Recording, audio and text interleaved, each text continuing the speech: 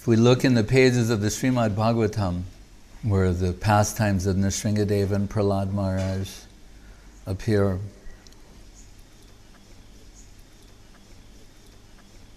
what precedes this discussion or description is that the sixth canto has just concluded with the pastime of Vritrashura and Chitraketu.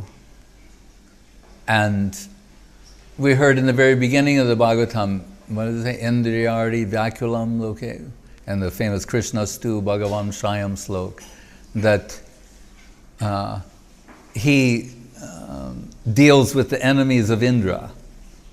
Right. In this case, Vritrashura, it's a very complicated story, but very interesting nonetheless. And it's interesting, it's sometimes used as an identifier for Srimad Bhagavatam, saying what it is that book that contains the story of Vritrashura. Like why that would be singled out has some mystic implication as well. But this perplexing story caused Parikshit Maharaj to inquire from Sukadeva Goswami, if the Supreme Lord is equal to everyone, like we hear, Sangmoham Sarvabhuteshu,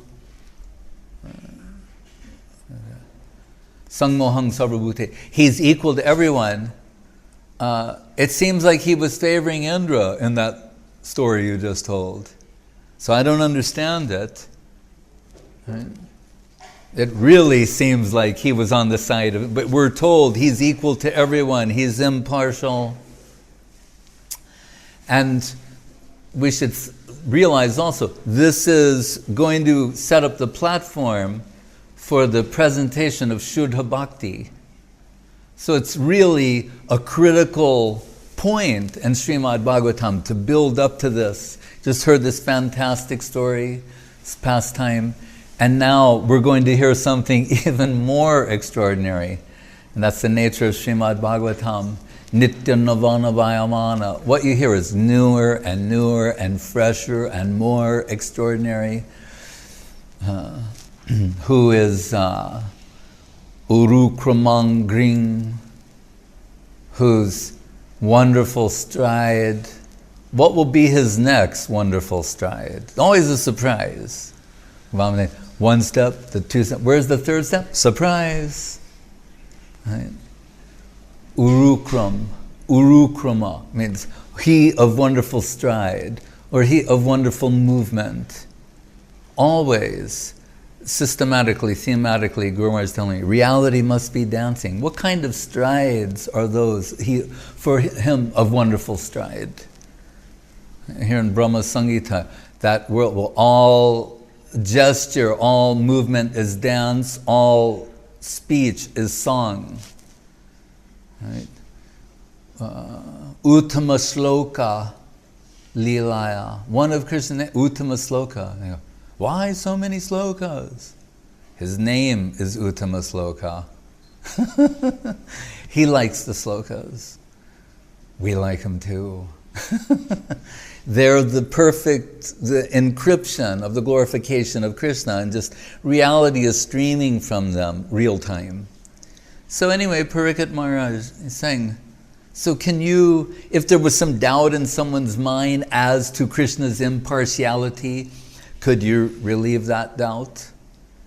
Because here, he's equal to everyone, but, he's also Bhakta Vatsala. He naturally favors the devotees. That's a given. So, Sukadeva Goswami responds by saying, well, these so-called enemies, what happens to them? They become liberated. Right?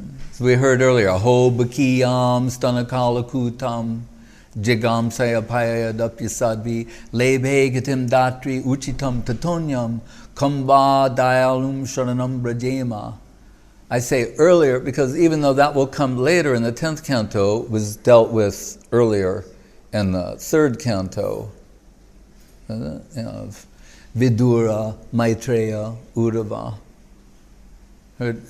an ecstatic rapture saying, Putana approached him with murderous intentions, and she was liberated, given the position of mother, type of mother. So he said, if this is how he treats his enemies, this is the point being made. The enemies are liberated.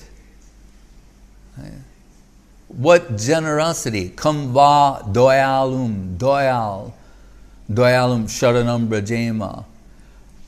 If he liberates his enemies, then we can conceive how he reciprocates servitorship or friendship or familial affection, like that.